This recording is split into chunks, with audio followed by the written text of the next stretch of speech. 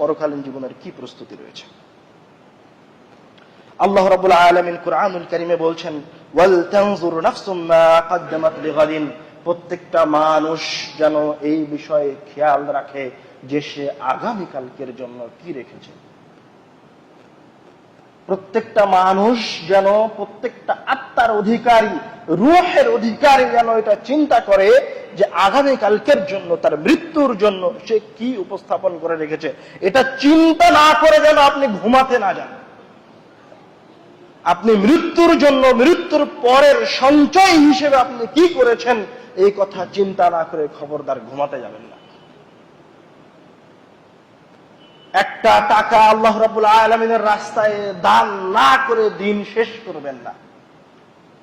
আল্লাহ রাব্বুল আলামিন আপনাকে এই পৃথিবীতে সৃষ্টি করেছে ইবাদতের জন্য। ওয়ামা খালাকতুল জিন্না ওয়াল ইনসা ইল্লা লিয়াবুদুন, আমি মানুষ এবং জিনকে সৃষ্টি করেছি কিসের জন্য? এই আয়াত আমার মনে হয় না যে এই মসজিদের কোন মুসল্লি আছে যে এই আয়াত জানেন। আমার মনে হয় এই মসজিদে এরকম কোন মুসল্লি নাই যে আয়াত জানে না যে আল্লাহ রাব্বুল আলামিন তাকে ইবাদতের জন্য সৃষ্টি করেছে। কিন্তু কোন মুসল্লি জানে না যে সে তার দিনকে কিভাবে ইবাদতে রূপান্তরিত করতে পারে। সে তো চিন্তা করছে আমি কাজের জন্য যাচ্ছি, কিভাবে আমি আমার দিনকে ইবাদতে রূপান্তরিত করব। সে তো চিন্তা করছে আমি এখন অফিসে গিয়ে ঘুষ নেব, আমি আমার দিনকে কিভাবে ইবাদতে রূপান্তরিত করতে পারি। আমাদের ধারণা যে মসজিদে গিয়ে 5 ওয়াক্ত সালাত আদায় করবো এর নাম মনে হয় ইবাদত। শুধু এটা ইবাদত নয়, এটা একটা খাস সময়। কিন্তু আপনাকে সৃষ্টি করা হয়েছে ইবাদতের জন্য, মানে আপনার প্রত্যেকটা সময়। আপনি অফিসে বসে আছেন মানে সেটাকে আপনাকে ইবাদতে রূপান্তরিত করতে হবে। আপনি সফরে বের হয়েছেন মানে আপনার সফরকে আপনাকে ইবাদতে রূপান্তরিত করতে হবে। আপনি বাড়ি থেকে বের হচ্ছেন মানে আপনার বাড়ি থেকে বের হওয়াকে আপনাকে ইবাদতে রূপান্তরিত করতে হবে। আপনি বাথরুমে যাচ্ছেন মানে আপনার বাথরুমে যাওয়াকে ইবাদতে রূপান্তরিত করতে হবে। আপনি বাথরুম থেকে বের হচ্ছেন মানে আপনার বের হওয়াকে ইবাদতে রূপান্তরিত করতে হবে। আপনি খেতে বসছেন মানে আপনার খাওয়াকে ইবাদতে রূপান্তরিত করতে হবে। আপনি জীবনে যা করবেন, সারাদিন যা করবেন, প্রত্যেকটা কাজকে আপনি ইবাদতে রূপান্তরিত করবেন। ভাই কিভাবে ইবাদতে রূপান্তরিত করব? এটা কিভাবে সম্ভব? আমি তো বাড়ি থেকে বের হচ্ছি কাজের জন্য। বাস আপনি বের হওয়ার সময় আপনার নিয়তকে পরিশুদ্ধ করে নিন। বাসা থেকে বের হচ্ছেন তখন বলেন বিসমিল্লাহি তাওয়াক্কালতু আলাল্লাহ, বিসমিল্লাহ, আমি আল্লাহর নামে আমার বাড়ি থেকে বের হচ্ছি। তাওয়াক্কালতু আলাল্লাহ, আল্লাহর উপর ভরসা করেছি।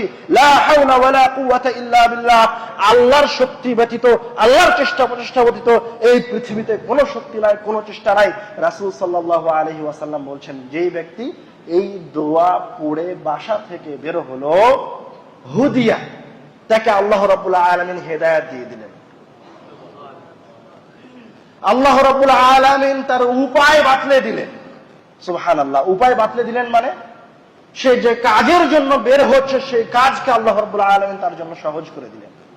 ওয়া উকিয়া, এবং আল্লাহ রাব্বুল আলামিন তাকে ওই যে বাসা থেকে বের হওয়ার পর থেকে নিয়ে বাসায় ফেরা পর্যন্ত তার উপর যে বিপদ, বালা, মুসিবত পতিত হওয়ার কথা ছিল, তার যে শয়তানের ওয়াসওয়াসায় পতিত হওয়ার কথা ছিল, এইখান থেকে আল্লাহ রাব্বুল আলামিন তাকে রক্ষা করলেন।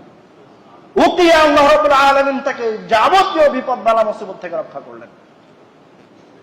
তারপরে রাসূল সাল্লাল্লাহু আলাইহি ওয়াসাল্লাম বলছেন, এতক্ষণ পর্যন্ত যে শয়তান আপনার সাথে ছিল, এতক্ষণ পর্যন্ত যে শয়তান আপনার সাথে ছিল, ওই শয়তানও আপনার এই দোয়া বলার সাথে সাথে আপনার কাছ থেকে পালিয়ে গেছে। সুবহানাল্লাহ।